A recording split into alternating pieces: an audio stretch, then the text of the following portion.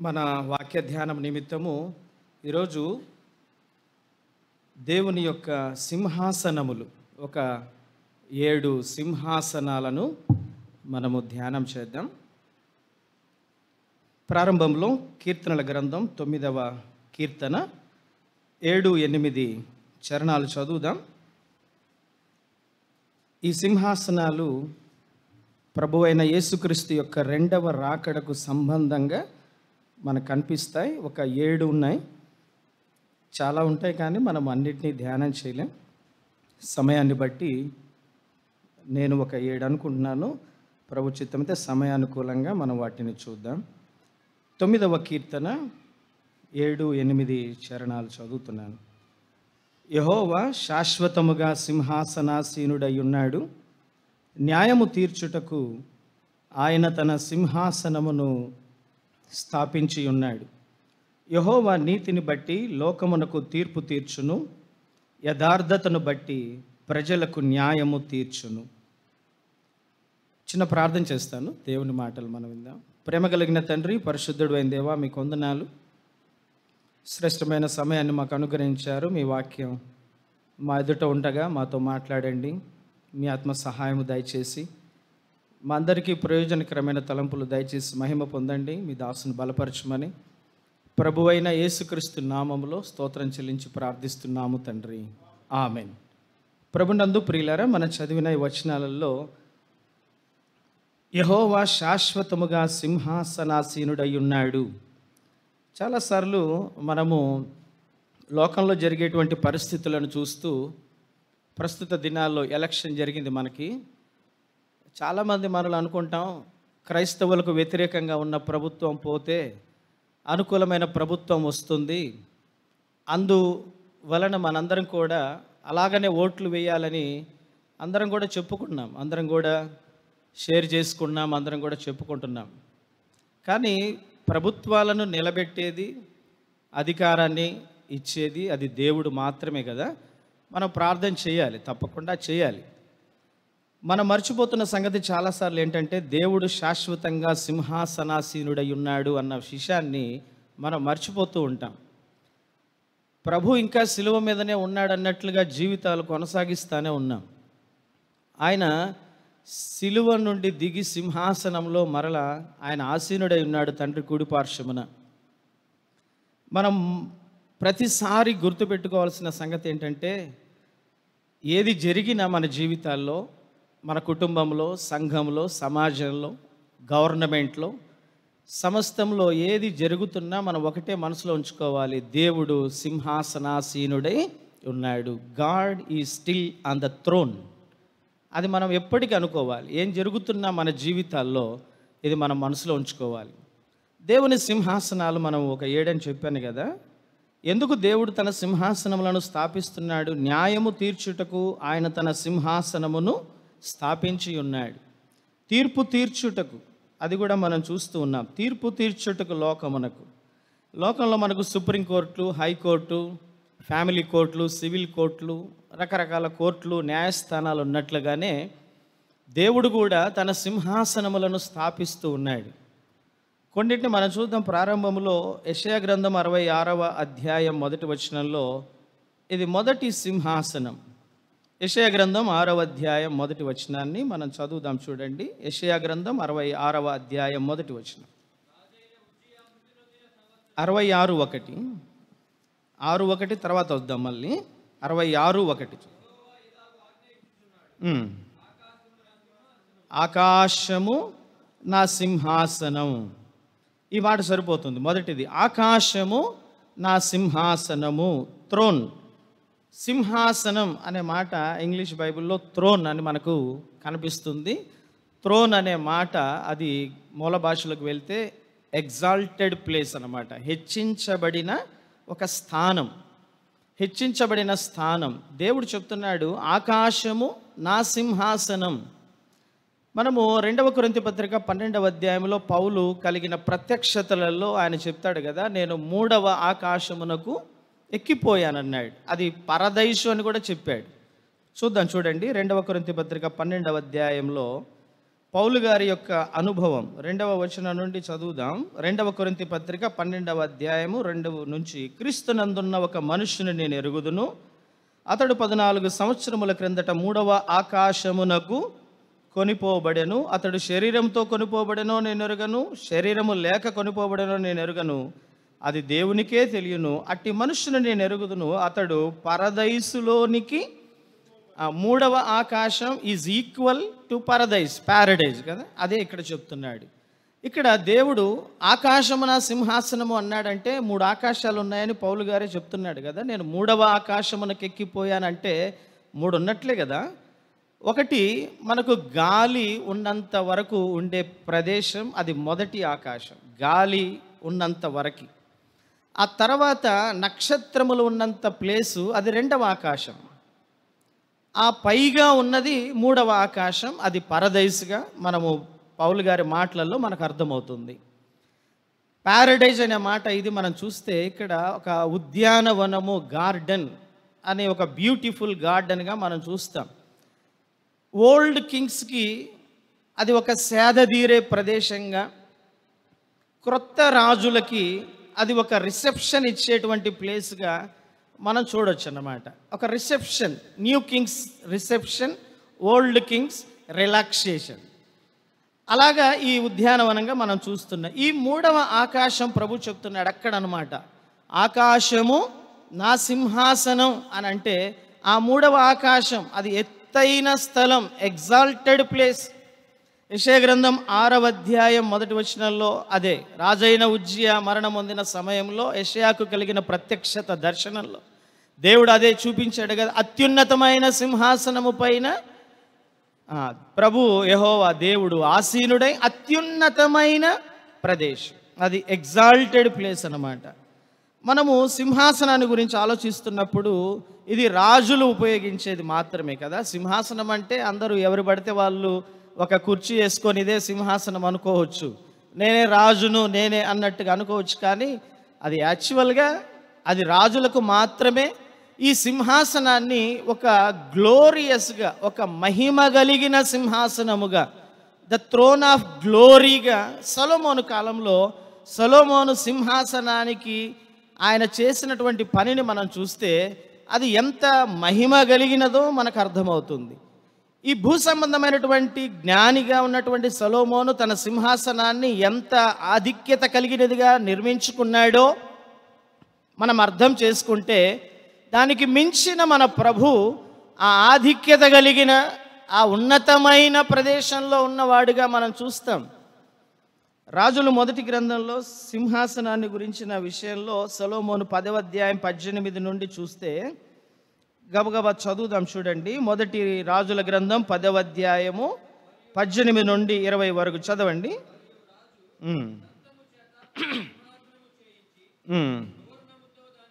సువర్ణముతో దానిని పొదిగించెను,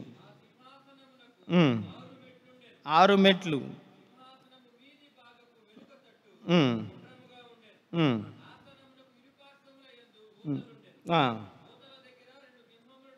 సింహములు 12 సింహములు.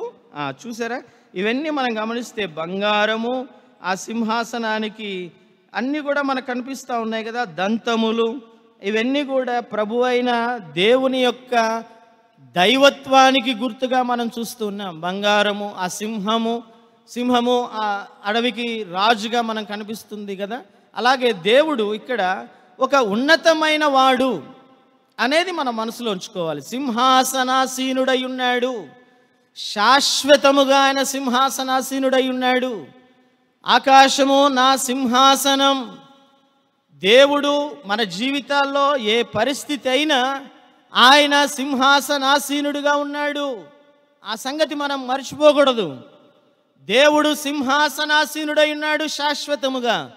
ఆ గొప్ప దేవుడు ఉజ్జియా మరణించిన తర్వాత యెషయా దిగులు పడుతూ దేవుని సన్నిధిలో ఆయన ప్రత్యక్షతను చూచి అత్యున్నతమైన సింహాసనం మీద ఆయన ఆసీనుడై ఉండడం, ఆయన పరిశుద్ధుడై ఉన్న దేవుడని దూతల చేత ఆరాధించబడుతున్నవాడని ఆయన చూస్తున్నప్పుడు ఆ ప్రభు యొక్క గొప్పతనం, ఆ దైవత్వం మనం అర్థము చేసుకుంటే ఎంతగా సాగిలపడిపోతామో, ఎంతగా ఆయనను ఆరాధిస్తామో కదా. అది ఉన్నతమైన ప్రదేశం అని మనం చూస్తున్నాం. ఇది మొదటిది. రెండవ దాంట్లోకి వెళ్దాం చూడండి. నేను చెప్పేవన్నీ కూడా రెండవ రాకడకు రిలేటెడ్గా ఉంటాయి. అవి మాత్రమే మనం చూద్దాం. తర్వాత మిగతాయి మనం ఎప్పుడైనా చూడొచ్చు. తర్వాత మనం హెబ్రీ పత్రికలో కూడా ఒక సింహాసనం మనకు కనబడుతుంది. అది కూడా మనం చూద్దాం. ఈ తర్వాత నుండి మనము వెళ్దాం అక్కడికి. హెబ్రీ పత్రిక మనకు తెలుసు, 4వ అధ్యాయం 16వ వచనంలో మనందరికీ తెలుసు కదా, థ్రోన్ ఆఫ్ గ్రేస్ అని మనకు అక్కడ కనపడుతుంది. చూడండి, 4వ అధ్యాయం 16వ వచనంలో హెబ్రీ పత్రికలో,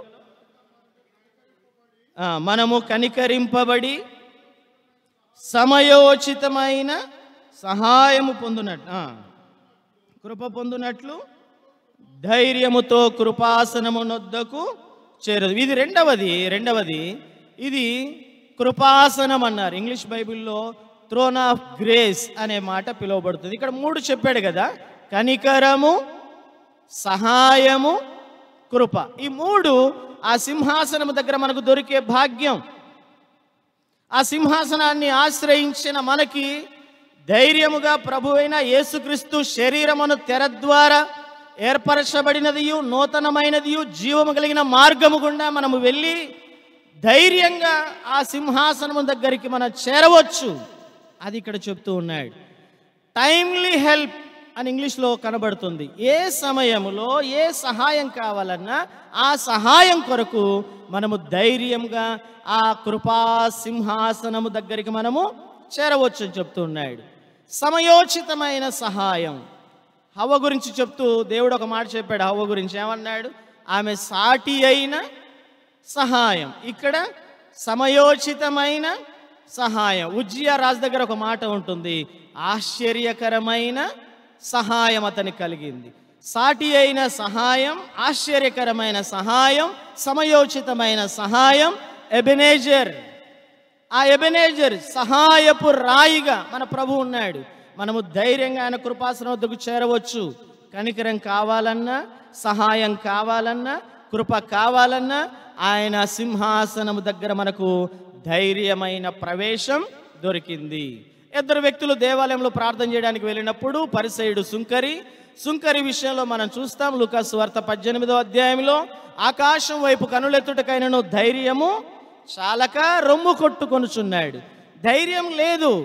దేవుని సన్నిధిలోనికి రావడానికైనా, ఆయన చూడడానికైనా, కన్నులెత్తడానికైనా, ఆ గొప్ప దేవుని వైపు చూడడానికి ధైర్యము చాలని మానవుడు ఈ సమయంలో ఆ ధైర్యంగా దేవుని కృపాసనం వద్దకు చేరడానికి ప్రభు ఇచ్చినటువంటి గొప్ప కృప, ఆ సహాయం, ఆ కనికరం, ఆశ్చర్యకరమైన సహాయం, సమయోచితమైన సహాయం, సాటి అయిన సహాయం మనకు ప్రభు యొక్క కృపా సింహాసనము దగ్గర మనకు దొరుకుతుంది. ప్రకటన గ్రంథం 4వ అధ్యాయంలోనికి వద్దాం చూడండి. ఇక్కడ 3వది మనము చూద్దాం. 3వ సింహాసనాన్ని మనం గమనిస్తే ప్రకటన గ్రంథం 4వ అధ్యాయము మొదటి 2 వచనాలు చదువుదాం చూడండి. ప్రకటన గ్రంథం 4వ అధ్యాయము మొదటి 2 వచనాలలో ఈ మాటలు మనం చదువుదాం. ప్రకటన గ్రంథం 4వ అధ్యాయము 1-2 వచనాలు. నేను చూడగా పరలోకమందు ఒక తలుపు తెరవబడి ఉండెను. చూడండి, చదవండి. వింటిని, ఇక్కడికి ఎక్కిరమ్ము, ఇక మీదట జరగవలసిన వాటిని నీకు కనపరచదనెను. వెంటనే నేను ఆత్మవశుడనైతిని. ఇదిగో పరలోకమందు ఒక సింహాసనము వేయబడి ఉండెను, సింహాసనమునందు ఒకడు ఆసీనుడై ఉండెను. ఇది 3వది, పరలోకమందు ఒక సింహాసనం. ఇక్కడ ఒక మాట గమనించండి. ప్రకటన గ్రంథం 3వ అధ్యాయము 20 వచనాల్లో ఒక తలుపు ఉంది. గమనించారా? ప్రకటన గ్రంథం 3వ అధ్యాయం 20 వచనంలో ఒక తలుపు ఉంది. 4వ అధ్యాయం 1 వచనంలో కూడా ఒక తలుపు తీశాడు దేవుడు.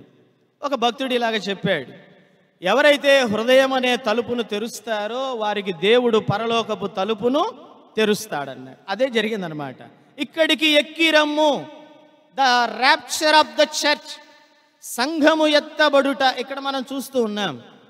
చాలామంది లోకంలో కొన్ని సిద్ధాంతాలు ప్రతిపాదన చేశారు. అవన్నీ కూడా కొన్ని వాక్యానుసారమైనవి కాదు. సరైన వాక్యాన్ని ధ్యానించేవారు, సరైన వాక్య క్రమంలో ఉన్న మనము ఇది ప్రీ ట్రిబులేషన్ ర్యాప్చర్ అని మనం నమ్ముతున్నాం. శ్రమల కాలానికి ముందుగా సంఘము ఎత్తబడుతుంది. దేవుడు మనల్ని ఉగ్రత పాలగుటకు రక్షించలేదు. ఆ శ్రమల కాలంలోనికి మనల్ని తీసుకువెళ్ళడానికి ప్రభు మనల్ని రక్షించలేదు. ఆ 7 ఏళ్ల శ్రమల కాలం అది పూర్తిగా ఇశ్రాయేలు ప్రజల కొరకు, అది భూమి యొక్క విమోచన కొరకు మాత్రమే. మనకు బైబిల్ గ్రంథం బాగా చదివితే అర్థమవుతున్న సంగతి, ప్రకటన గ్రంథంలో 4-5 అధ్యాయాలు పరలోకములో ఉన్నటువంటి ఆరాధన, అక్కడ జరుగుతున్న సింహాసనాసీనుడైన ప్రభువుని ఆరాధించడం, ఆ సృష్టికర్త అయిన దేవుణ్ణి, గొర్రెపిల్ల అయిన ప్రభు అయిన యేసుక్రీస్తుకు ఆరాధన జరుగుతుంది. 6వ అధ్యాయం నుండి 19 అధ్యాయాల వరకు భూమి యొక్క విమోచన కార్యం. అది భూమి మీదికి ముద్రలు విప్పుతున్నాడు. ఒక్కొక్క ముద్ర విప్పినప్పుడు భూమి మీద కొన్ని పాత్రలు, అవన్నీ కూడా మనకు తెలుసు, కానీ అన్నీ మనం చూడకుండా మనకు అర్థం చేసుకుందాం. 6 నుండి 19 వరకు మానవుణ్ణి దేవుడు తన రక్తము ద్వారా ఎలా విమోచించాడో, భూమి కూడా రోమపత్రిక 8వ అధ్యాయం ప్రకారము సృష్టి కూడా మిగుల ఆశతో మూల్గుచుంది. సృష్టికి, భూమికి విమోచన కావాలి. మానవులకు విమోచన వచ్చినట్లుగానే ఒక ఫుల్లీ రిడెంప్షన్ ఎప్పుడు జరుగుతుంది అంటే, అది ఇక్కడికి ఎక్కిరమ్ము అన్నాడు కదా ప్రభు. మన రక్షణలో 3 భాగాలు మనం చూస్తాం.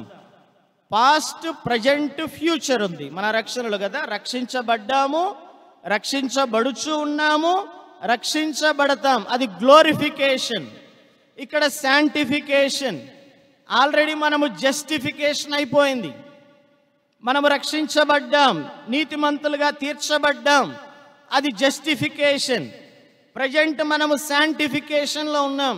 ఇది పవిత్రపరచబడుతూ ఉన్నాం, రక్షించబడుచూ ఉన్నాం.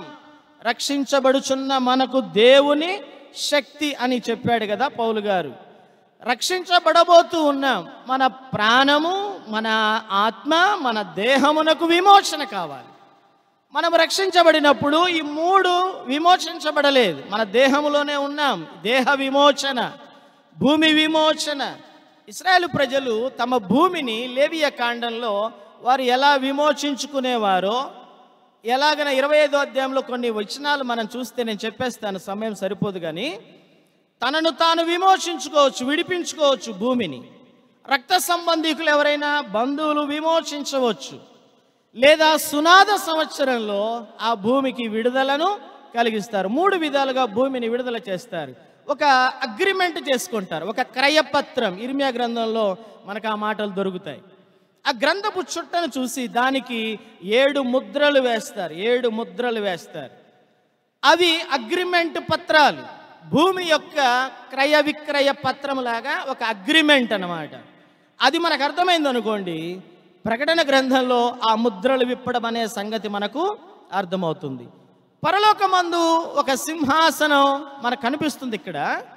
ఇక్కడికి ఎక్కిరమ్ము అని సంఘమును చెప్తున్నాడు. ఇక్కడ యోహాను సంఘానికి ప్రతినిధిగా మనకు కనిపిస్తున్నాడు. యేసుక్రీస్తు ప్రభు ఇక్కడికి ఎక్కిరమ్ము అంటే సంఘాన్ని ఆయన మధ్యాకాశం, ఆకాశ మండలం మీదికి మేఘముల మీద మనము కొనిపోబడతాం. ర్యాప్చర్ అన్నారు, అది ఆగమనం. 1 దశలోనిక పత్రిక 4వ అధ్యాయం 13 నుంచి కొన్ని సంగతులు అక్కడ మనకు కనిపిస్తాయి. దీని యొక్క ఉద్దేశం ఏంటి అంటే, ఈ సింహాసనం భూమిని శాశ్వతంగా ప్రభు విమోచించడానికే.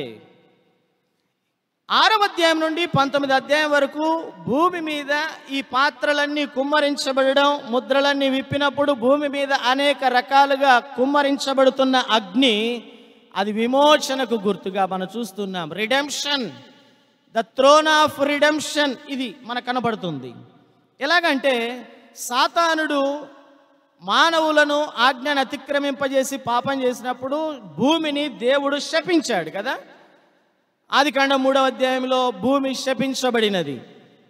యోహాను 5వ అధ్యాయం ప్రకటన గ్రంథంలో ఏడుస్తున్నాడు. ఈ గ్రంథమును విప్పుటకు యోగ్యుడు ఎవడు అని బలిష్టమైన దూత కేకలు వేస్తుంటే యోహాను ఏడుస్తూ ఉన్నాడు. ఎందుకు ఏడుస్తున్నాడు? యోగ్యుడైన వాడు ఎవడును లేడు, ఎవరు లేరు అని ఏడుస్తున్నాడు. ఎందుకు ఏడుస్తున్నాడంటే మరొక తలంపు ఏంటంటే, ఈ భూమిని విమోచించకపోతే అది శాశ్వతంగా శాపములో పాపములోనే ఉంటుంది. మన ప్రకటన గ్రంథంలో చివరిలోకి వచ్చినప్పుడు అదే చూస్తాం. భూమి మీద దేవుడు అగ్ని కురిపించిన తర్వాత క్రొత్త ఆకాశం, క్రొత్త భూమిని మనం చూస్తాం. అక్కడ సంపూర్ణమైన విమోచన భూమికి దొరుకుతుందన్నమాట. ఇది ఒక తలంపు. ఇక్కడ ఈ సింహాసనం యొక్క ఉద్దేశం, ఇశ్రాయేలీయులు ఆ భూమి క్రయపత్రం ఎలాగా చేసుకుని ముద్రలు వేస్తారో అలాగనే దేవుడు భూమిని విమోచించడానికి ఒక సింహాసనాన్ని వేసి 6వ అధ్యాయం నుండి ఇక పాత్రలు, ఉగ్రతలు, అగ్ని చేత భూమిని పవిత్రీకరిస్తున్నాడు. ఎందుకు చేయవలసి వచ్చిందంటే మనకు అర్థం కావడానికి ఒక మాట చెప్పుకోవచ్చు. నాకు ఒక భూమి ఉందనుకోండి, ఎవరికైనా కానీ ఒక భూమి ఉంది, కొంత భూమి ఉంది, ఆ భూమిని కొనుక్కున్నాం. వేరే వాళ్ళు ఆ భూమిని కబ్జా చేశారు, ఆక్రమించుకున్నారు. మన భూమిని వేరే వాళ్ళు ఆక్రమించుకున్నారు. మనం ఏం చేస్తాం? పోనీలేని ఊరుకోం కదా, మనం మాట్లాడతాం, గొడవ పడతాం, తగులాడతాం. తర్వాత మనకు చేత కాకపోతే పోలీస్ స్టేషన్ను ఆశ్రయిస్తాం. వాళ్ళు కూడా వస్తారు. వాళ్ళ మాట వినకపోతే కోర్టుకు వెళ్తాం. కోర్టు సమన్లు పంపుతుంది, కోర్టులో నుండి ఆర్డర్స్ వస్తాయి. తర్వాత ఈ తతంగమంతా జరిగిన తర్వాత అతని భూమి తనకి ఇవ్వాల్సిందే అని అన్నప్పుడు బుల్డోజర్లు తెచ్చి అతడు ఏదైనా ఫెన్సింగ్ వేసుకుంటే మొత్తాన్ని తీసివేసి ఎవరైతే హక్కుదారుడున్నాడో ఆ భూమి యొక్క హక్కుదారుని కబ్జాదారు నుండి విడిపిస్తారన్నమాట. అలాగే దేవుడు సాతాను చేతుల్లో ఉన్నటువంటి భూమిని విమోచించడానికి భూమి మీద ఎలాగైతే ఈ బుల్డోజర్లతో, ప్రొక్లైనర్లతో వచ్చి ఫెన్సింగ్ అంతా తీసేసి కూల్చేసి ఆక్రమించుకున్న వ్యక్తిని దూరం చేసి అసలు వ్యక్తికి ఆ భూమిని అప్పగించడానికి ప్రయత్నం చేస్తారో అలాగే ప్రకటన గ్రంథం 6 నుంచి 19 అధ్యాయాల వరకు భూమి యొక్క విమోచనను దేవుడు చేశాడు. సాతాను చేతుల్లో నుండి విడిపించడానికే భూమి మీద అగ్నిని దేవుడు కురిపించాడు పాత్రల ద్వారా. ఇది సింహాసనం యొక్క ఉద్దేశం అన్నమాట. ఇది రిడెంప్షన్ కొరకు అన్నమాట. భూమి యొక్క విమోచన కొరకు ఏర్పాటు చేయబడిన సింహాసనం. 4-5 అధ్యాయాల్లో ప్రాముఖ్యంగా అది ఆరాధన అక్కడ మనం చూస్తాం. పరలోకంలో జరుగుతున్న ఆరాధన, దేవునికి ఆరాధన, గొర్రెపిల్ల యొక్క ఆరాధన మనం చూస్తాం. ముందుకు వెళ్ళిపోదాం చూడండి. 4వది మనం గమనిద్దాం చూడండి. మత్తయి సువార్త 25వ అధ్యాయం 31వ వచనం చదువుదాం. మత్తయి సువార్త 25వ అధ్యాయం 31వ వచనంలో, మత్తయి సువార్త 25వ అధ్యాయం 31వ వచనం.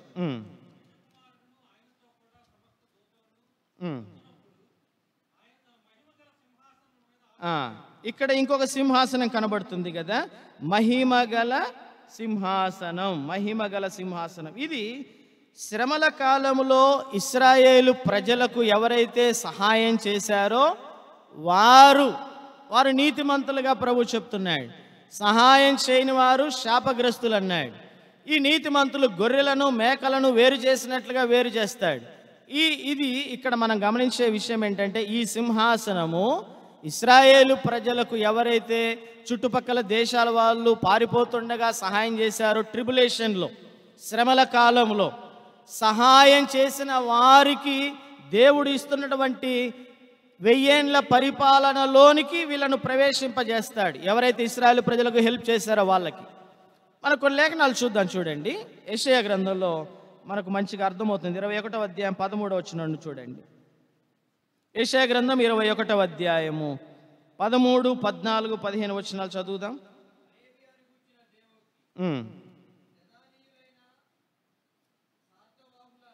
చదవండి. నేను అదేనా చెప్పాను, 21, 13 అదేనా? చదవండి. ఇక్కడ అదే, దప్పిగొన్న వారికి నీళ్లు తేండి,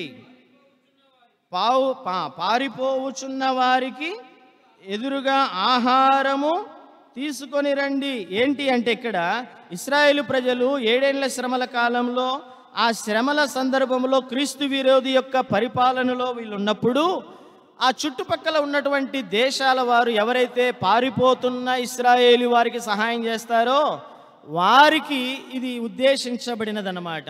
ఇశ్రాయేలీయులకు సహాయం చేసిన వారి నిమిత్తము దేవుడు ఏర్పాటు చేసినది. ఇక్కడ కొంతమందిని దేవుడు పోగు చేస్తాడు. మనకు వాక్యంలో ఆ పాటల రూపంలో కొన్ని మనకు చిన్నప్పటి నుండి వినడం వల్ల అదే మనం కరెక్ట్ అయిపోతూ ఉంటాం కదా. కొన్నిసార్లు పాటలు ఇద్దరు తిరుగలి విసరుతుండగా ఒకరు ఎత్తబడిరి ఒకరు విడవబడిరి. ఆ పాట యాక్చువల్గా అది సంఘానికి సంబంధించిన మాట కాదు. అది జరుగుతుంది కరెక్టే. మనకు పాటల పుస్తకంలో కూడా ఒక పాట ఉంది, వేనవేలు అదృశ్యమైరి విని దేవుని బూరధ్వని. సంఘం గురించే అది జరగవచ్చు, కరెక్టే. ఇద్దరు తిరుగలు విసురుతున్నప్పుడు ఒకరు ఎత్తబడతారు, రక్షించబడిన వారు. కానీ కాంటెక్స్ట్లో యాక్చువల్గా దేవుడు ఆ సందర్భం చెప్పినప్పుడు లూకాసు సువార్త 17వ అధ్యాయంలో ఆయన పొలంలో ఇద్దరు పని చేస్తున్నారు, ఇద్దరు తిరుగులు, ఒకళ్ళు ఎత్తబడతారు, ఒకళ్ళు విడిచిపెట్టబడతారన్న సందర్భం ఏంటంటే వాళ్ళందరినీ దేవుడు పోగు చేస్తున్నాడు తీర్పు కొరకి.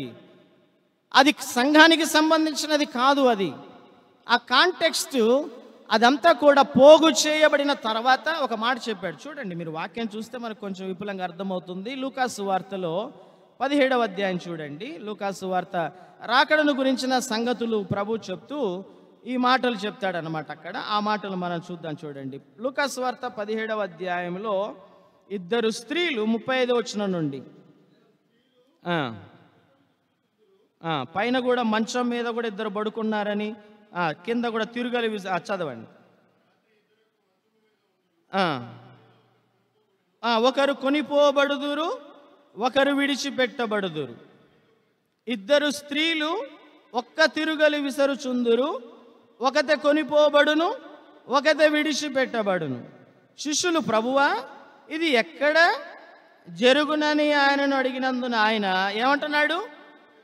పీనుగ ఎక్కడ ఉండునో అక్కడ గద్దలు పోగును. ఇదేంటి? పీనుగల గురించిన మాట ఎందుకు వచ్చింది ఇక్కడ? ఇది రక్షించబడిన విశ్వాసులు ఎత్తబడే సందర్భము కాదు, సంఘము గురించిన మాట కాదు ఇది. ఈ కాంటెక్స్టులో దేవుడు ఈ మహిమ గల సింహాసనాన్ని వేసినప్పుడు మిలేనియం పరిపాలన, 1000 ఏండ్ల పరిపాలనలోనికి వారిని పంపుతున్నప్పుడు ఆయన పోగు చేస్తాడనమాట, పోగు చేస్తాడు. శ్రమల కాలం ముగింపులో హర్మెగెద్దోన్ అనే యుద్ధం జరుగుతుంది. ప్రకటన గ్రంథంలో మనం చూస్తాం 19వ అధ్యాయంలోనో అక్కడ కరెక్ట్గా రెఫరెన్స్ గుర్తు, హర్మెగెద్దోన్ యుద్ధం జరుగుతుంది. ఒక సీక్వెన్స్ మనకు అర్థం కావాలి. ఆ సీక్వెన్స్ ఏంటంటే, ప్రభు అయిన యేసుక్రీస్తు మనల్ని రక్షించడానికి వచ్చాడు.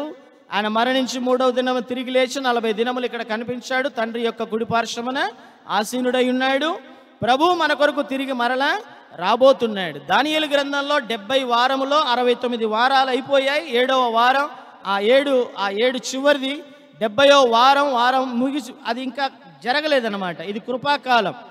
69 వారాలు అయిపోయాయి దానియేలు గ్రంథంలో చెప్పబడినది.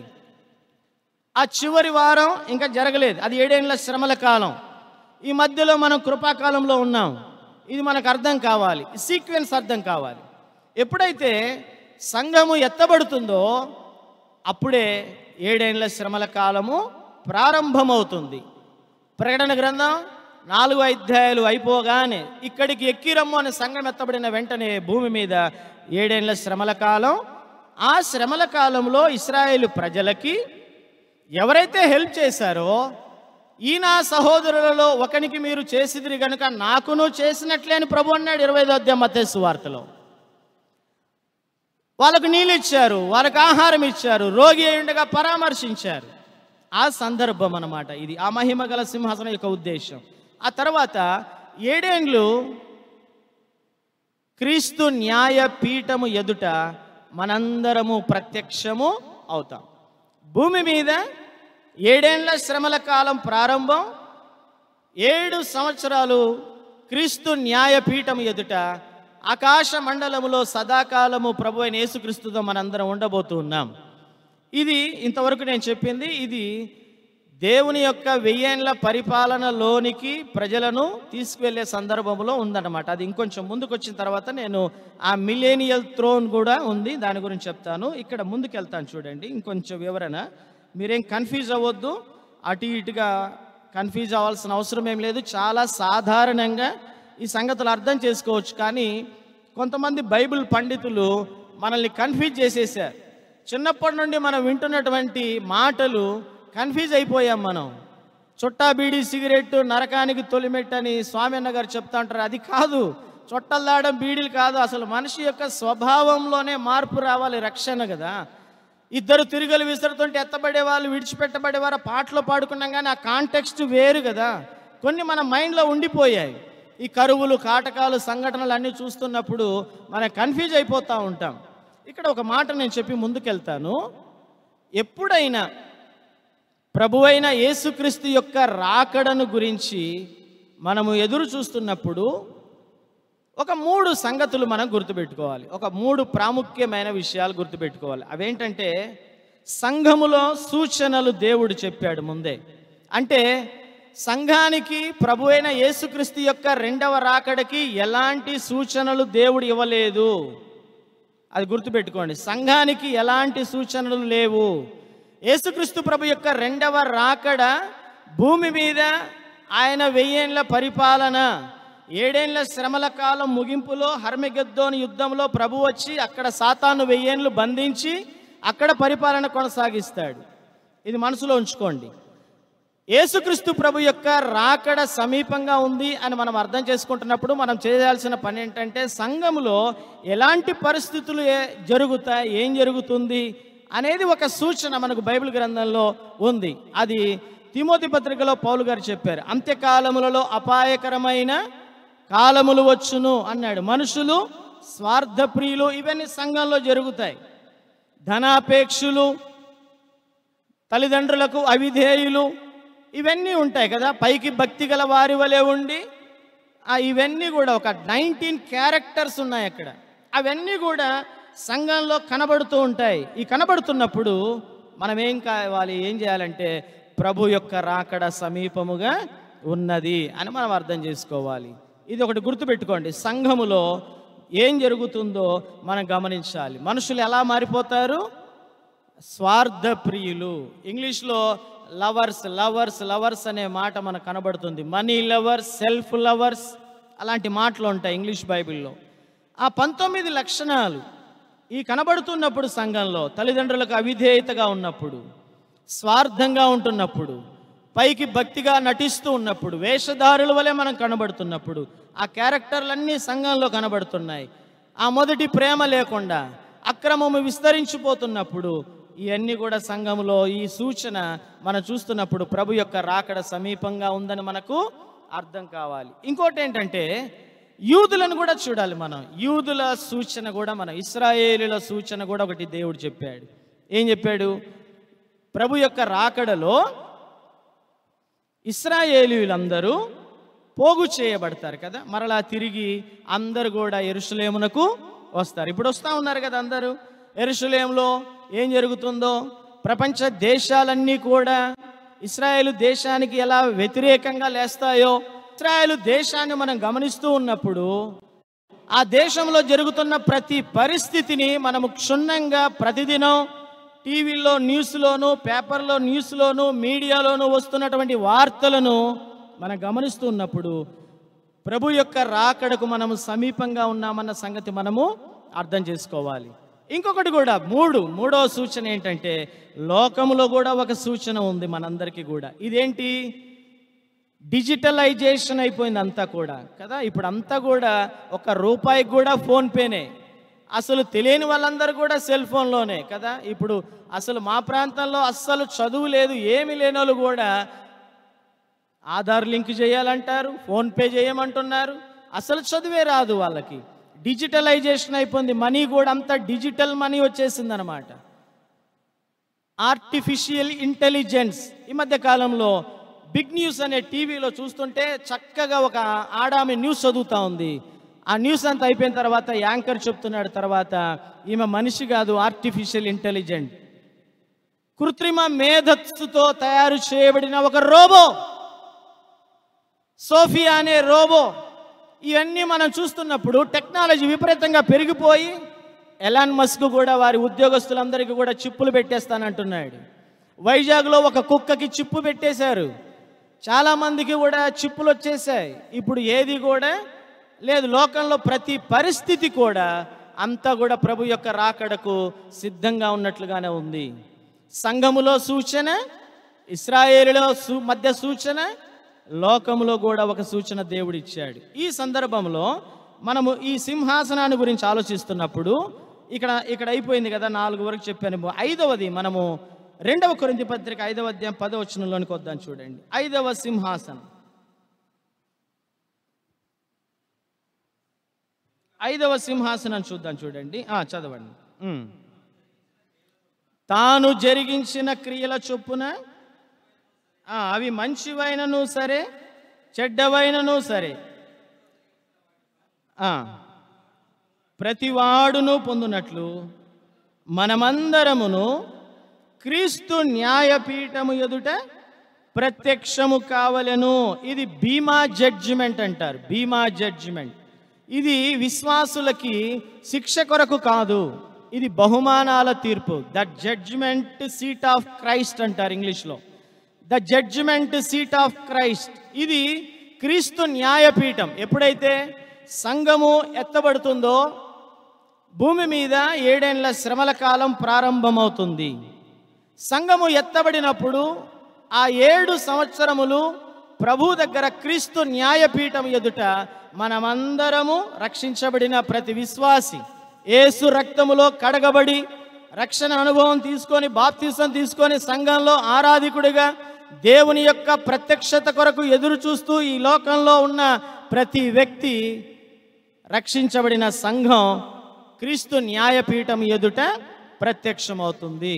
మనకి ఇక్కడ కొన్ని సందేహాలు, మనం కొన్ని నివృత్తి చేసుకుందాం.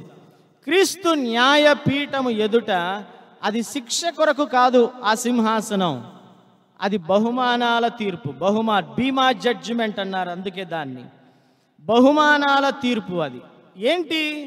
అక్కడ ఏ ప్రశ్నలు దేవుడు లేవనెత్తొచ్చు, ఏమి అడగొచ్చు మనల్ని రక్షించబడిన విశ్వాసిని అంటే, వాక్యంలో అన్నీ నేను ఏరుకొని ఒక 13 సంగతులు చూశాను. ఒక 13 విషయాలు అన్నీ ఆ వాక్యంలో ఉన్నవే, ఇంకా మీకు ఎక్కువగానే దొరకవచ్చు. నేను ఒక 13 త్వరగా చెప్తాను, త్వరగా రెఫరెన్సులు చెప్తాను, వివరణ లేకుండా. క్రీస్తు న్యాయపీఠం ఎదుట విశ్వాసిని ఏ విషయాలు ప్రభు అడగవచ్చు, ఏ విషయాలు ప్రభు తీర్పులోనికి, అక్కడ తీర్పు అంటే బహుమానాల తీర్పు అన్నమాట. అది శిక్ష కొరకు కాదు. శిక్ష ఇక్కడ అయిపోయింది, రక్షించబడ్డాం. యేసుక్రీస్తు ప్రభు మన పక్షంగా శిక్షను అనుభవించాడు. క్రీస్తు యేసునందున్న వారికి ఏ శిక్షా విధియు లేదు. మనము ప్రీ ట్రిబులేషన్ ర్యాప్చర్లో ఉన్నాం. కొంతమంది mid tribulation rapture, post tribulation rapture అని చెప్తారు. ఇదంతా కూడా వాక్యానుసారమైన బోధ కాదు. మనము సంఘము శ్రమల కాలానికి ముందుగానే ఎత్తబడుతుంది. సంఘము ఎత్తబడినప్పుడు భూమి మీద 7 ఏళ్ల శ్రమల కాలం ప్రారంభం. పరలో ఆ మధ్యాకాశంలో క్రీస్తు న్యాయపీఠం ఎదుట విశ్వాసులందరూ కూడా ప్రత్యక్షమవుతారు. ఆ క్రీస్తు న్యాయపీఠం ఎదుట 13 సంగతులను దేవుడు వెలుగులోనికి తెస్తాడన్నట్లుగా వాక్యంలో ఉన్నాయి. నేను వాక్యానుసారంగానే చెప్తున్నాను, త్వరగా చెప్తాను. చూడండి కొన్ని విషయాలు మనం త్వరగా చూద్దాం. రోమాపత్రిక 14వ అధ్యాయం 10వ వచనం చూడండి. రోమీలకు రాసిన పత్రిక 14:10 రోమాపత్రిక చదవండి.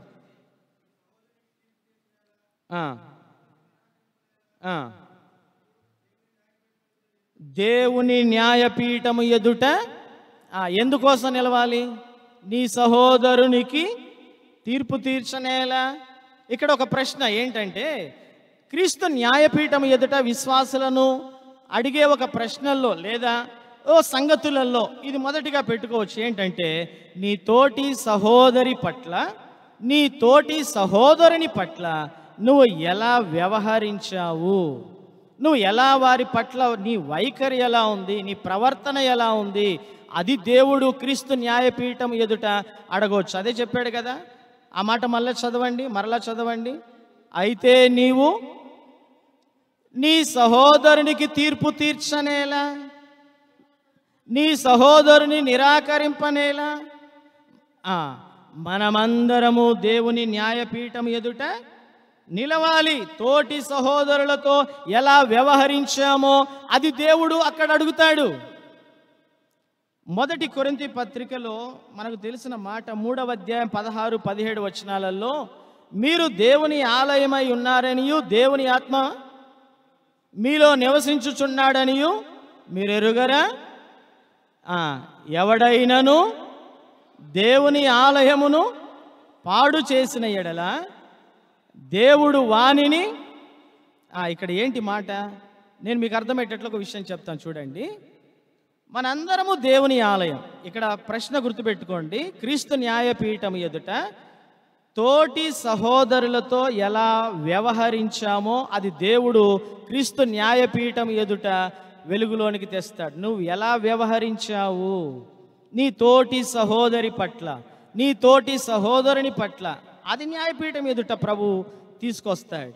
ఇక్కడ నేను చదివిన ఈ మాట, మనందరము దేవుని ఆలయం కదా, మీకు అర్థం కావడానికి చెప్తాను. నేను దేవుని ఆలయం, రక్షించబడిన నేను దేవుని ఆలయం, రక్షించబడిన నా భార్య దేవుని ఆలయం. అవునా కాదా? అవునా కాదా? సందేహం ఉందా? నేను దేవుని ఆలయం, నా భార్య కూడా దేవుని ఆలయమే. మనందరము దేవుని ఆలయం. దేవుని ఆత్మ మనలో నివసిస్తున్నాడు. తర్వాత మాటలో ఏమన్నాడు? ఎవడైనను దేవుని ఆలయమును పాడు చేసిన ఎడల దేవుడు, ఇక్కడ విషయం ఏంటంటే, నా భార్యను చంపకు పెట్టి నేను కొట్టాను అనుకోండి, నేను ఏం చేస్తున్నాను? నా దేవుని ఆలయాన్ని. అందుకే భార్యలను కొట్టొద్దండి. మనకు అర్థం కావడం లేదు. బలహీనులని మన ఉయ్యూరు ఇమ్మానుయేల్ గారు వాక్యంలో చెప్తాడు, భార్యను కొడతావా నువ్వు, విజయవాడలో రిక్షావాన్ని కదిలి చెప్తాడు నీ సంగతి అన్నాడు ఆయన వాక్యంలో. ఇప్పుడు రిక్షాలు తక్కువైపోయాయి కానీ అప్పుడు చాలా రిక్షా కదా, రిక్షావాన్ని కదిలి నీ సంగతి చెప్తాడు. చేతగాని భార్యను కొట్టేవాడు నువ్వేం చేతగాని మొగోడివి అని అంటాడు. నాకు అప్పుడు అర్థమైంది ఇక్కడ విషయం ఏంటంటే, మన తోటి సహోదరి పట్ల, మన తోటి సహోదరుని పట్ల మనం ఎలా వ్యవహరిస్తున్నాం.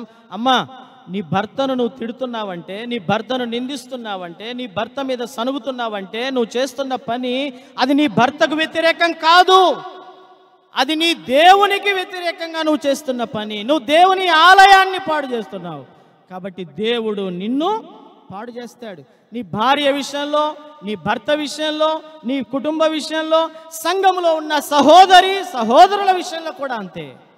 ఒక సహోదరుణ్ణి, ఒక సహోదరిని నీ ఇష్టం వచ్చినట్లుగా నువ్వు గ్రడ్జ్ పెట్టుకొని, ఏదో నీ సహోదరుని పట్ల నువ్వు కలిగి ఉన్న నీ వైఖరిని బట్టి దేవుడు క్రీస్తు న్యాయపీఠం ఎదుట దాన్ని తీర్పులోనికి తెస్తాడు. బాబు, నువ్వు దేవుని ఆలయం, నీ భార్య దేవుని ఆలయం, నీ తోటి సహోదరుడు సహోదరి దేవుని ఆలయం, నువ్వేం చేసావు? నువ్వు పాడు చేస్తున్నావు. భార్యను కొట్టడం అంత తేలిక కాదు, దేవుని ఆలయాన్ని కొడుతున్నావు, దేవుని ఆలయాన్ని తిడుతున్నావు భర్త విషయంలో. ఇది మనసులో ఉంచుకుంటే సంసారంలో గొడవలు ఎందుకు వస్తాయండి? సంసారంలో భార్య భర్తల మధ్య ఈ అవగాహన మనకు వస్తే, దేవుడు నన్ను లెక్కడగబోతున్నాడు మన జీవితమును గురించి. రోమాపత్రికలో ఉంది కదా, అక్కడే ఉంది చూడండి. రోమాపత్రికలో చెప్పాడు కదా, 14వ అధ్యాయంలోనే 10 నుంచి మనం చదువుతున్న 12వ వచనంలో మన జీవితమును గురించి లెక్క. చదవండి త్వరగా.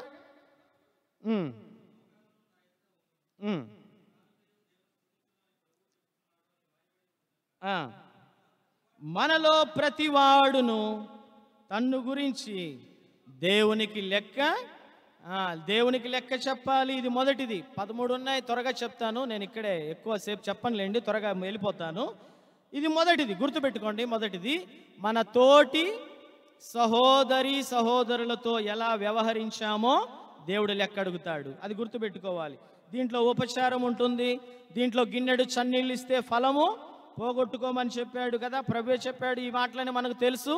ఉపకారం చేయడం, నీళ్లు గిన్నెడు చన్నీళ్ళు ఇవ్వడం, ఇవన్నిటి కూడా సహోదరుల పట్ల మనం చేసిన ప్రతిదానికి దేవుడు దానికి రిజల్ట్గా బహుమతి ఇస్తాడు, ఫలం ఉంటుంది మనకి. అదనమాట క్రీస్తు న్యాయపీఠం ఎదుట అది ఉంది. రెండవది చూడండి, ఆత్మ సంబంధమైన తలాంతులు, వరములను ఎలా ఉపయోగించామో కూడా దేవుడు లెక్క అడుగుతాడు. 1 కొరింథీ పత్రిక 14:12 చూడండి.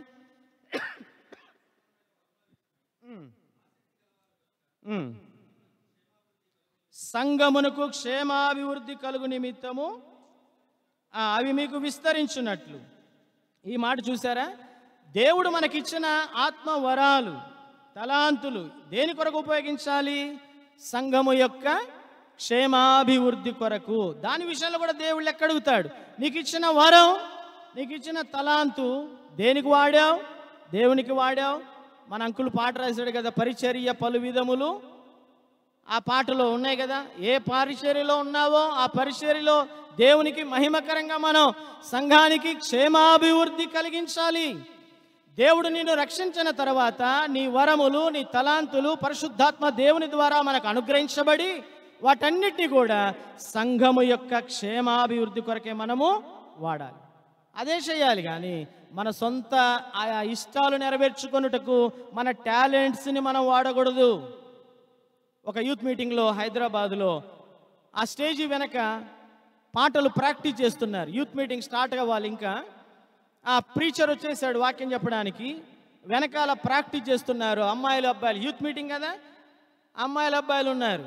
ఆ అమ్మాయిల అబ్బాయిలు అప్పట్లో నీతో సమమెవరు, నీలా ప్రేమించేది ఎవరు అనే పాట చాలా ఫేమస్ అయిపోయింది. ఆ పాట అప్పట్లో, ఆ పాట వచ్చిన కొత్తలో ఈ పాటను ప్రాక్టీస్ చేస్తున్నారనమాట స్టేజ్ మీద పాడడానికి వెనకాల ఉన్నోళ్ళు. అదే టైంలో ఈ వాక్యం చెప్పే ప్రీచర్ వస్తున్నాడంటే వెనకాల నుండే స్టేజ్ ఎక్కాలన్నమాట. అలా వస్తున్నప్పుడు వీళ్ళు ప్రాక్టీస్ చేస్తుంటే పాట పాడుతుంటే ఈ పాట చాలా బాగుందని ఆగి వింటున్నాడు, చూస్తుంటే అక్కడ ఏం జరిగింది తెలుసా? అబ్బాయిలందరూ అమ్మాయిల వైపు, అమ్మాయిలందరూ అబ్బాయిల వైపు చూసి ఏం చెప్తున్నారంటే నీతో సమమెవరు అని అబ్బాయిలందరూ అమ్మాయిలకి వెళ్ళి చూసి పాడుతుంటే అమ్మాయిలందరూ అబ్బాయికి వెళ్ళి నీలా ప్రేమించేదెవరు. ఏం మారిపోయింది ఇక్కడ? ఏం వాడుకుంటున్నాం వరాలను? దేని కొరకు వాడుకుంటున్నాం మన టాలెంట్స్ని? సంఘము క్షేమాభివృద్ధి కొరకే. దేవుడు నీకు ఇచ్చిన సమస్తం దేవుని మహిమ కొరకు, సంఘము యొక్క క్షేమాభివృద్ధి కొరకు మనం వాడకపోతే దేవుడు లెక్కడుగుతాడు క్రీస్తు న్యాయపీఠము ఎదుట. ఇంకా నేను విస్తరించి చెప్పను, ముందుకెళ్తాను. చూడండి, 3వ మాట, మనము నమ్మకత్వాన్ని బట్టి కూడా దేవుడు తీర్పు తీరుస్తాడు కదా.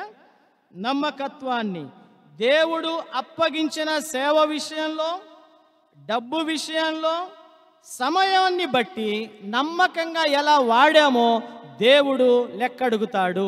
అది కీర్తనల గ్రంథం 101వ కీర్తన 6వ చరణంలో ఉంది. చూడండి, 101వ కీర్తన 6లో, దేశములో నమ్మకస్తులైన వారిని నేను నా యొద్ద నివసించున్నట్లు, అంటే నమ్మకత్వాన్ని బట్టి తీర్పు ఉంటుంది. మత్తయి సువార్త 25:21 కూడా మనకు కనబడుతుంది కదా. 25:21 మత్తయి సువార్త చదువుదాం. మత్తయి సువార్త 25వ అధ్యాయం 21వ వచనంలో, అతని యజమానుడు బల నమ్మకమైన, ఇది ఈ మాట మనం అనిపించుకోవాలి. వెల్ నోన్ కావడానికి చాలా ఇష్టపడతాం మనం కదా. He is well known person. Well known కాదండి, వెల్ డన్గా ఉంటే చాలు. మనం వెల్ నోన్ కావాల్సిన అవసరం లేదు.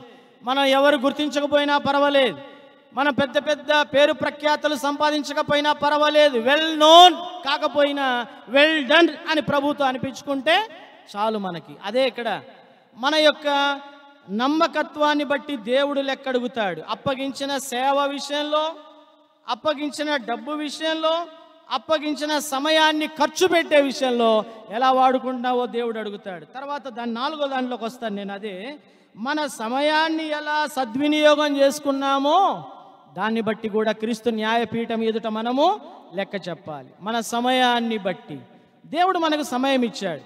4 మాటలు ఉన్నాయి ఇక్కడ, చెప్తాను చూడండి. సమయాన్ని, 1, వ్యర్థపుచ్చవద్దు, డోంట్ వేస్ట్ టైం. అజ్ఞానుల వలె కాక జ్ఞానుల వలె నడుచుకోండి, సమయమును సద్వినియోగం చేసుకోండి. యేసు ప్రభు జీవితాన్ని చూడండి. యేసుక్రీస్తు ప్రభు జీవితం 33.5 సంవత్సరాలే బ్రతికాడు. 3.5 సంవత్సరములు మాత్రమే సేవ చేశాడు. 3.5 సంవత్సరాలని మనకు ఎట్లా తెలుస్తుందంటే ప్రభు పస్కా పండుగ ఆచరించినది 3 కనబడతాయి అన్నమాట. దాన్ని బట్టి ఆయన 3.5 సంవత్సరాలని బైబిల్ పండితులు చెప్తున్నారు. ఈ 3.5 సంవత్సరాలలో యేసుక్రీస్తు ప్రభు సమయాన్ని సద్వినియోగం చేసుకున్నంతగా మరెవరు కూడా సద్వినియోగం చేసుకోలేదు. 3.5 సంవత్సరాలే సేవ చేసింది. ఎంత ఫాస్ట్గా వెళ్ళిపోయాడండి. మార్కు సువార్త చూస్తే వెంటనే వెంటనే వెంటనే వెంటనే రాత్రంతా ప్రార్థన, పగలంతా బోధ, స్వస్థతలు, అద్భుతాలు, ఆశ్చర్యాలు. ఇక ఆ 3.5 సంవత్సరాలు ప్రభు సమయాన్ని సద్వినియోగం చేసుకున్నంతగా మరెవరు చేసుకొని ఉండరేమో కదా. ఎవరు లేరులేండి, ప్రభు తప్ప. ఇక్కడ మాట మొదటిది ఏంటంటే సమయాన్ని వ్యర్థపుచ్చొద్దు. 2వ మాట, సమయము దేవుని రాజ్య వ్యాప్తి కొరకే మనం వాడాలి. దేవుని రాజ్య వ్యాప్తి కొరకు అంటే దీంట్లో ప్రార్థన ద్వారా, సేవ ద్వారా, సువార్త ద్వారా మనము దేవుని రాజ్య వ్యాప్తిలో మన సమయాన్ని వాడొచ్చు. మూడవది, ఆధ్యాత్మికమైన ఎదుగుదల కోసం మన సమయాన్ని వాడుకోవాలి. స్పిరిచువల్ గ్రోత్ కొరకు సమయాన్ని మనం వాడుకోవాలి. నాలుగవ మాట మనం చూస్తే, మన చుట్టుప్రక్కల ఉన్న వారి సహాయార్థం కూడా మన సమయాన్ని వాడాలి. వారికి స్పిరిచువల్గా, మెంటల్గా, ఫిజికల్గా కూడా మనము మన సమయాన్ని వెచ్చించాలి. వారి కొరకు, వారి ఆధ్యాత్మికమైనటువంటి క్షేమం, వారి మానసికమైనటువంటి అభివృద్ధి కొరకు, వారి యొక్క భౌతికమైన అవసరాలు కూడా తీర్చే విషయంలో మన సమయాన్ని మనము ఉపయోగించాలి. ఇలాగా మన సమయాన్ని మనము సద్వినియోగం చేసుకోవాలి. దేవుళ్ళు ఎక్కడ అడుగుతాడు, బాబు నీకు టైం ఇచ్చాను కదా, ఆ టైంలో నువ్వేం చేసావు, ఎలా వాడుకున్నావు సమయాన్ని, ఇది తీర్పులోనికి వస్తుంది. తర్వాత వెళ్దాం చూడండి. ఐదవది నేను మళ్ళా చెప్తాను చూడండి, తోటి సహోదరులతో ఎలా వ్యవహరించాము అది అడుగుతాడు, లెక్కలోనికి వస్తుంది. ఆత్మ సంబంధమైన వరాలు లేదా తలాంతులు ఎలా ఉపయోగించామో అదొకటి. మూడవది, నమ్మకత్వాన్ని బట్టి తీర్పు ఉంటుంది. నాలుగవది, మన సమయాన్ని ఎలా సద్వినియోగం చేసుకున్నామో దాన్ని బట్టి. ఐదవది, క్రీస్తు కొరకు శ్రమను, శోధనలను మనం ఎలా ఎదుర్కొన్నామో దానికి కూడా బహుమానం ఉంది. ప్రకటన గ్రంథం 2:10 మనకు కనబడుతుంది కదా, మరణము వరకు నమ్మకముగా ఉండు, నేను నీకు జీవకిరీటం ఇస్తానన్నాడు. అదొక బహుమానం. అంటే శ్రమలను, శోధనలను, యాకోబు పత్రిక 1:12-13 కూడా అదే ఉంటుంది. త్వరగా చెప్పేస్తున్నాను నేను. శ్రమల్లో, కష్టాల్లో, శోధనలలో మన యొక్క స్పందన ఎలా ఉందో దాన్ని బట్టి కూడా ప్రభువు తీర్పులోనికి తెస్తాడు. క్రీస్తు న్యాయపీఠం ఎదుట నువ్వు ఎలా ఎదుర్కొన్నావో శ్రమలను, కష్టాలను, శోధనలను. అందుకనే ధైర్యవంతులకు బహుమానం ఉంటుంది. హెబ్రీ పత్రికలో రాసినట్లుగా సిలువ లాంటి శ్రమలు ఉన్నాయి. రెండు రకాలుగా మనం చూద్దాం. దేవుని చిత్తాన్ని నెరవేర్చుటకు శ్రమ పడాలి, దేవుని సేవ కొరకు కూడా మనము శ్రమ పడాలి. మూడవది కూడా ఉంది, పేతురు పత్రికలో రాసినట్లుగా విశ్వాసాన్ని బట్టి కూడా మనకు శ్రమలు ఉంటాయి. అగ్ని వంటి శ్రమలు అన్నాడు కదా, అలా అన్నమాట. దేవుని చిత్తం నెరవేర్చే సమయంలో మనకు శ్రమలు వస్తాయి, దేవుని సువార్త చేసేటప్పుడు శ్రమలు వస్తాయి. మన విశ్వాసాన్ని బట్టి కూడా మనకు, మణిపూర్లో అదే జరిగింది కదా, వారి విశ్వాసాన్ని బట్టే వారు శ్రమలను, శోధనలను ఎదుర్కొన్నారు. మనకు తెలుసు అన్ని కూడా. ఆరవ సంగతి ఏంటంటే, మన ధనమును ఎలా ఉపయోగించామో దాన్ని కూడా దేవుడు లెక్క అడుగుతాడు. డబ్బు ఖర్చు పెట్టే విషయంలో కూడా జాగ్రత్తగా ఉండాలి మనం. దేవుడు నీకు ఇచ్చిన ఉద్యోగం, నీకు ఇచ్చిన జీతం, నువ్వు పని చేసో, నువ్వు కష్టపడో, నువ్వు తెచ్చుకున్న ఆ సొమ్ము మనం అనుకుంటాం అంతా నాదే, అంతా నాదే, నా దాంట్లో నీకు కొంత ఇస్తున్నాను అంటాం. కానీ దావీదు మనసు రావాలి మనందరికీ, అంతా నీదే, నీ దాంట్లోనే నేను కొంత వాడుకుంటాను. అది ఆ వైఖరి రావాలి మనకు డబ్బు విషయంలో. డబ్బంతా నాదే అనుకున్నప్పుడు దేవునికి ఇవ్వడానికి సనుగుతాం, గొనుగుతాం, అల్లాడిపోతాం. ఇదంతా నాది కాదయ్యా, ఈ జీతం, ఈ డబ్బు, ఈ సంపాదన, ఈ కష్టార్జితమైన సొమ్మంతా నువ్విచ్చిందే అని ఎప్పుడైతే మనం గ్రహిస్తామో, నీవిచ్చిన దాంట్లో నేను కొంత వాడుకుంటానయ్యా అనాలి. అది వైఖరి. అప్పుడు నీకు ఏ ఇబ్బంది ఉండదు, దేవునికి ఇవ్వడంలో ఎలాంటి పరేషాన్ నీకు ఉండదన్నమాట. తర్వాత చూద్దాం చూడండి. ఇది 1 తిమోతి పత్రిక 4:17 ఉంది కదా, ధనాపేక్ష సమస్త కీడులకు మూలం అన్నాడు. దాన్ని బట్టే మనకు తీర్పు ఉంటుంది ధన విషయంలో. 7వ సంగతి, దేవుని పరిచర్య పట్ల మన వైఖరి విషయంలో కూడా దేవుడు లెక్క అడుగుతాడు. మనము ఈ పరిచర్యల ద్వారా ఎన్ని ఆత్మలు ప్రభు కొరకు సంపాదించావు?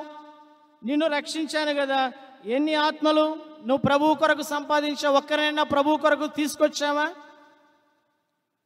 నేను రక్షించబడినప్పుడు ఈయులో మాకు చెప్తా ఉండేవాళ్ళు, ఈచ్ వన్ క్యాచ్ వన్ అని చెప్తా ఉండేవాళ్ళు. వెళ్ళినప్పుడల్లా ఇది ఒక స్లోగన్గా చెప్పేవాళ్ళు, ఈచ్ వన్ క్యాచ్ వన్ అనేవాళ్ళు. నువ్వు రక్షించబడ్డావు, అలానే ఉండకూడదు, నువ్వు మరొకరిని సంపాదించాలి అని చెప్పాలి. మనము ఒక స్టోరీ చెప్తాను మీకు, చాలా సీరియస్ అయిపోతుంది కదా, ఇవన్నీ కూడా చెమటలు గారుతున్నాయి నాకు కూడా. కొంచెం ఒక విషయం చెప్తాను, ఆత్మలను సంపాదించే విషయంలో. రోడ్డు మీద పశు వైద్యుడు ఒక ఆయన వెళ్తూ ఉంటే ఒక కుక్కకి బాగా చర్మమంతా గజ్జి చర్మం అంతా రసిగా గారుతూ అది రోడ్డున పడి మూలుగుతుంది. ఈ పశు వైద్యుడు చూశాడు ఆ కుక్కను చూసి దానికి మంచి ఆయింట్మెంట్ పూసి ఇంజెక్షన్లు ఇచ్చి మొత్తానికి కొన్ని రోజులు శ్రద్ధగా దాన్ని చూడడం వల్ల ఆ కుక్క బాగైపోయింది. చక్కగా మరలా తిరిగి లేస్తుంది, చక్కగా దాని జబ్బంతా పోయింది, పుండ్లన్నీ పోయాయి, అది బాగా ఉంది. ఒకరోజు హాస్పిటల్ ముందు చాలా కుక్కలు వచ్చి మురుగుతూ ఉన్నాయంట.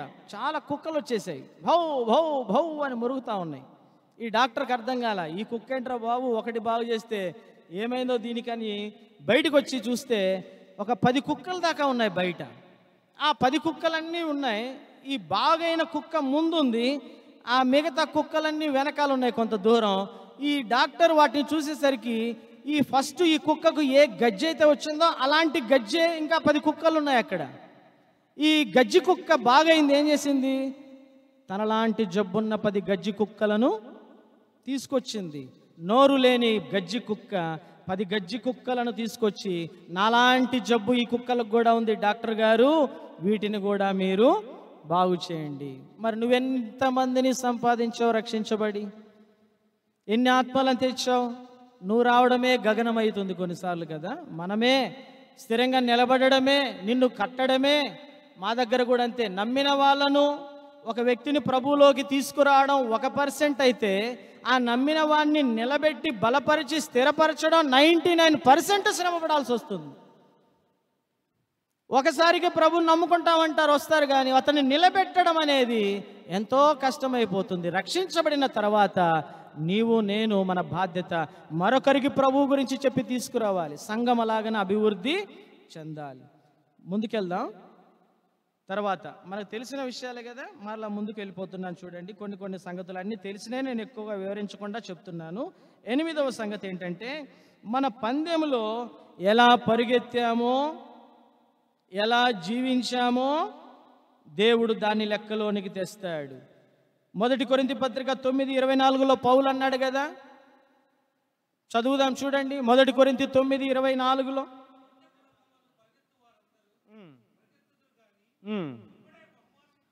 బహుమానం పొందాలన్నమాట. ఇది దానికి కూడా బహుమానం. ఎలా ప్రభు కొరకు పరిగెత్తామో, ఎలా ప్రభు కొరకు జీవించామో, ఇవన్నీ కూడా దేవుడు లెక్కలోనికి తెస్తాడు. 9వ మాట, యేసు ప్రభు కొరకు మనము ఎంతవరకు శ్రమపడ్డాము.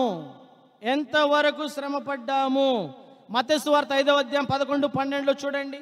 మత్తయి సువార్త 5వ అధ్యాయము కొండ మీద ప్రసంగంలో ప్రభు చెప్పాడు కదా, 5వ అధ్యాయము 11-12 వచనాలు. నా నిమిత్తము జనులు మిమ్మును నిందించి, హింసించి, మీ మీద అబద్ధముగా చెడ్డ మాటలెల్లా పలుకున్నప్పుడు మీరు ధన్యులు, మీకు బహుమానం ఉంది. మనకు అర్థమైపోయింది కదా, యేసు ప్రభు కొరకు మనము ఎంతవరకు శ్రమ పడ్డామో దాని గురించి కూడా దేవుడు లెక్కలోనికి తెస్తాడు. 2వ తిమోతి పత్రిక 4:8 చూడండి. పౌలు గారు ఏమన్నాడు?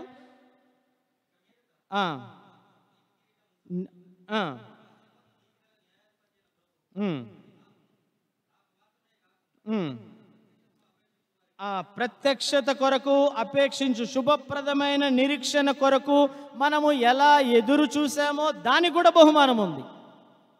దాని కొరకు కూడా దేవుడు బహుమానం ఇస్తాడు. ఇది 10వ సంగతి అన్నమాట. నేను మరలా ఒకసారి రిపీట్ చేస్తాను, మరలా త్వరగా రిపీట్ చేస్తాను. 11వది కూడా చెప్తాను, త్వరగా 13 చెప్పి మరలా ఒకసారి రిపీట్ చేస్తాను.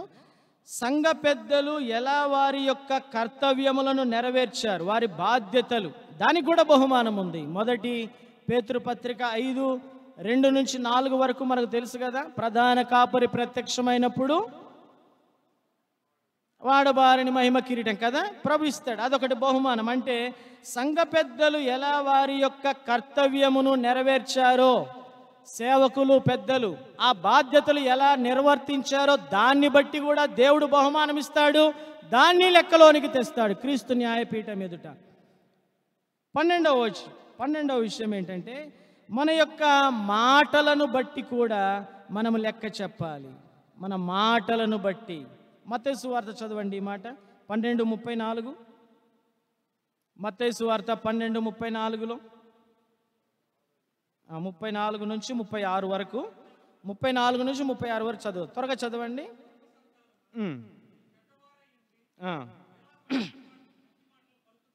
చదవండి.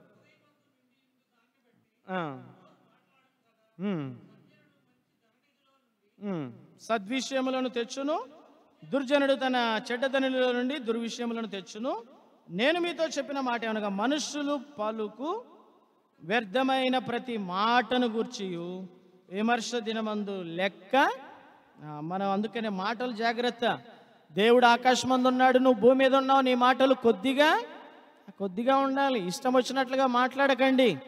ఎవరిని పడితే వాళ్ళను, తల్లిదండ్రుల పట్ల, సంఘ పెద్దల పట్ల, సేవకుల పట్ల, భార్య పట్ల, భర్త పట్ల, పిల్లల పట్ల వ్యర్థమైన సంభాషణ, వ్యర్థమైన మాటలు, ఇవన్నీ కూడా జాగ్రత్తగా ఉండాలి. మలాకీ గ్రంథంలో దేవుడు చెవియొగ్గి వింటాడు కదా. తన భక్తులు మాట్లాడుకుంటుంటే దేవుడు చెవియొగ్గి వింటాడు. మనం మాట్లాడుకుంటున్నప్పుడు దేవుడు వింటున్నాడు అన్న స్పృహతో మనం మాట్లాడితే సమస్య ఉండదండి, సమస్య ఉండదు. ముసలమ్మ ముచ్చట్లు వదిలేయాలి. ఆడోళ్ళు ఇద్దరు కలిస్తే మరొకరి గురించో, మగోళ్ళు కలిస్తే మరొకరి గురించో వద్దు. ఆ మాటలు ఎదురుగా కనపడ్డ వ్యర్థమైన మాటలు వద్దు. చివరిది చూడండి, చివరి మాట ఏంటంటే రోమా పత్రిక 2:16 చూడండి. రోమీలకు రాసిన పత్రిక 2వ అధ్యాయం 16వ వచనంలో,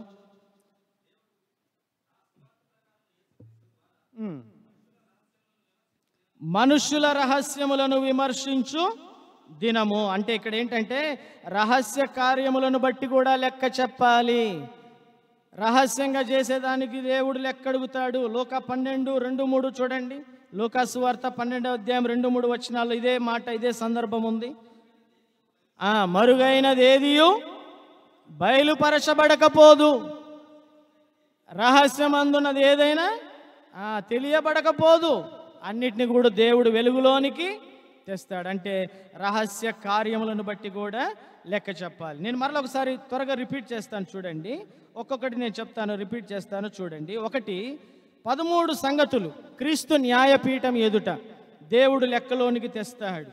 1, తోటి సహోదరులతో ఎలా వ్యవహరించాము. 2వది, ఆత్మ సంబంధమైన తలాంతులు, వరాలు ఎలా ఉపయోగించుకున్నాము.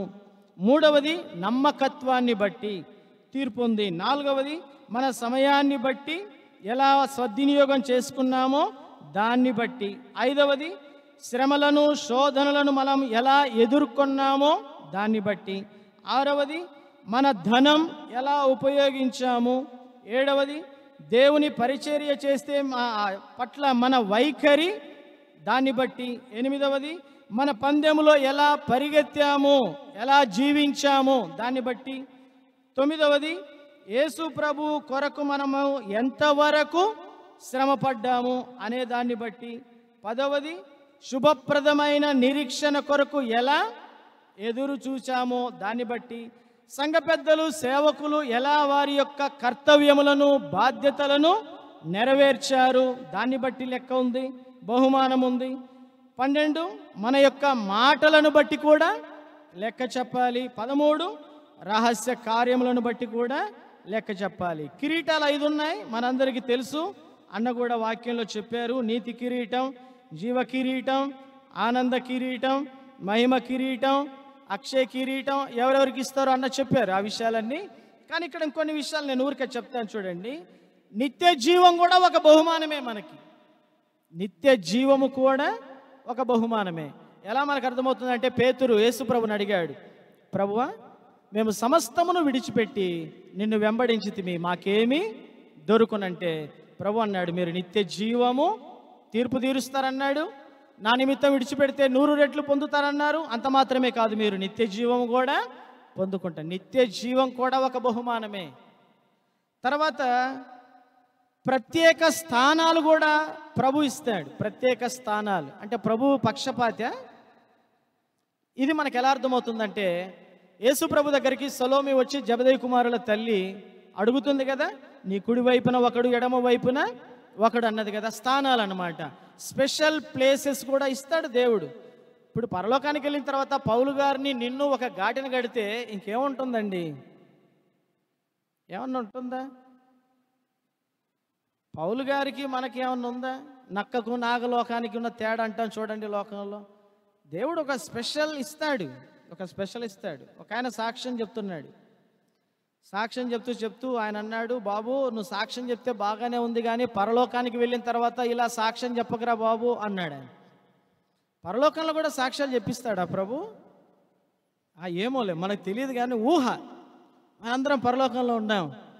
ఆ పరలోకంలో ఉన్నప్పుడు ఒకవేళ ఛాన్స్ వచ్చింది ఒక్కొక్కరికి, వచ్చి సాక్ష్యం చెప్పు నీ సాక్ష్యం అని వచ్చింది అనుకోండి అవకాశం. ఒక ఆయన లేచాడు, నేను ఎన్ని శ్రమలు పొందానంటే, అబ్బా అసలు భూమి మీద నాలాంటి శ్రమలు ఎవరు పొందలేదు, అన్ని కష్టాలు అన్ని బాధలు అంటే, పక్కన యోబు గారు వచ్చి లేచి అడుగుతాడు, బాబు ఏం శ్రమలు పొందేవరా నువ్వు? ఒక్కరోజే 10 మంది పిల్లలు పోయారా, నాకు సంపద అంతా పోయింది, శరీరం అంతా నా చిల్లపెంకుతో నాకంటే శ్రమలు పొందావా? అయ్యో బాబు నోరు మూసుకొని కూర్చోరా బాబు. ఇక నువ్వు ఏదైనా మనం పైన చెప్తే మనల్ని మించిన వాళ్ళు అంతకంటే గొప్ప గొప్ప మిషనరీలు ఉన్నారండి, గొప్ప గొప్ప భక్తులు ఉన్నారు. ఇవన్నీ కూడా ఒక స్థానాలు దేవుడిస్తాడు, ఖచ్చితంగా దేవుడిస్తాడు.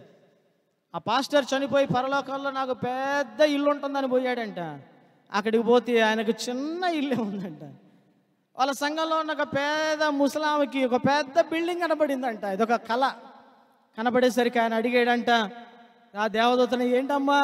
నేను దేవదూత అమ్మా క్షమించండి, దేవదూతలు వాళ్ళందరూ పురుషులు, పుల్లింగంలో మాట్లాడుకోవాలి. ఆ దేవదూతను అడిగాడు, ఏంటి ఇలా నాకు చిన్నది, నేను ఎంత సేవ చేసి వస్తే చిన్న ఇల్లా నాకు, మా సంఘస్థురాలు ముసలాంకేం పెద్ద బిల్డింగ్ ఇచ్చారు అని అంటే, బాబు నువ్వు సేవ చేసావేమో కానీ నీకాల వెనకాల ఏమి ఎంతో ప్రార్థన చేసింది, ఆమె ప్రార్థన వల్లే నువ్వు ఎంత సేవ చేసావయ్యా, అందుకే నీకు బుడ్డది, ఆమెకేమో ఇవన్నీ కథలేండి, స్టోరీలు అలా చెప్పుకోవచ్చు. పరలోకంలో ఒక పాస్టర్ చనిపోయి పరలోకానికి వెళ్తే ఆయన అనుకుంటున్నాడంటే, ఇక నాకు గ్రాండ్ వెల్కమ్ చెప్తారు పరలోకంలో.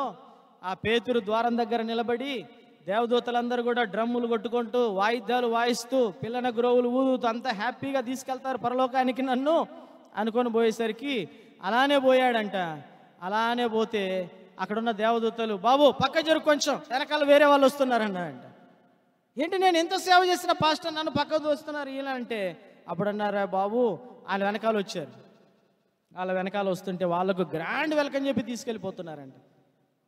గ్రాండ్ వెల్కమ్ తీసుకెళ్ళిపోతుంటే అప్పుడు ఈ పాస్టర్ అడిగాడంటే, ఏంటి అంత గ్రాండ్గా వెల్కమ్ చేసి తీసుకెళ్తున్నారు నాకేంటి ఇలా అంటే, బాబు నీలాంటి వాళ్ళు ఎప్పుడో ఒకసారి వస్తూనే ఉంటారా బాబు, ఇలాంటి వాళ్ళు ఎప్పుడో అరుదుగా వస్తారు పరలోకానికి, అందుకనే వాళ్ళకు గ్రాండ్ వెల్కమ్, నీలాంటి వాళ్ళు ఎప్పుడు వస్తూనే ఉంటారులే పరలోకానికి, అలాంటి వాళ్ళు రారన్నాడు. అంటే ఇది ఒక స్పెషల్ ప్లేస్ దేవుడు ఇవ్వబోతున్నాడు అనమాట.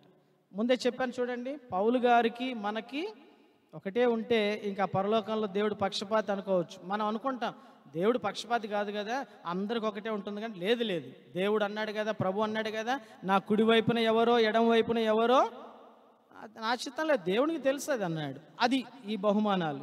తర్వాత ఏంటంటే జ్యోతుల వలె ప్రకాశిస్తారని దానియేలు గ్రంథంలో కూడా చెప్పాడు కదా, అదొక బహుమానం.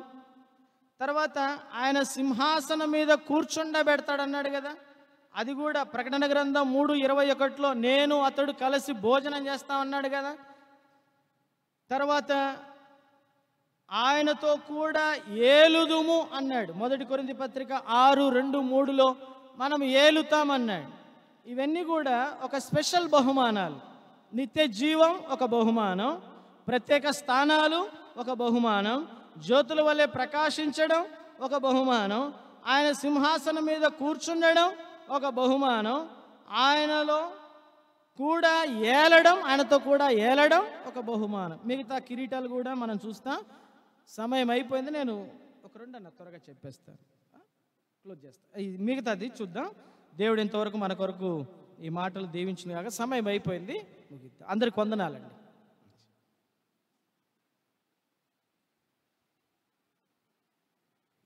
ఓకే, ప్రార్థన చేద్దాం. తల వంచండి.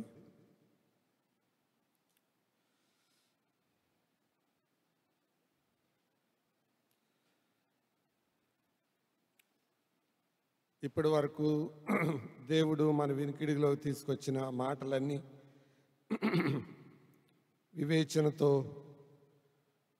జ్ఞానంతో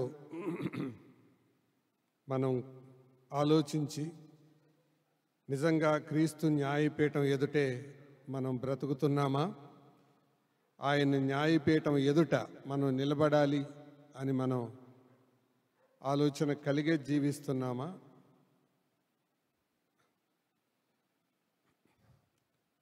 ఒక క్రైస్తవ విశ్వాసి ఆయన న్యాయపీఠం ఎదుట నేను నిలబడాలి అన్న భయము లేకుండా బ్రతికితే అసలు అతను విశ్వాసే కాదు. రోజుకు ఒకసారైనా న్యాయపీఠం గుర్తొస్తుందా మనకి?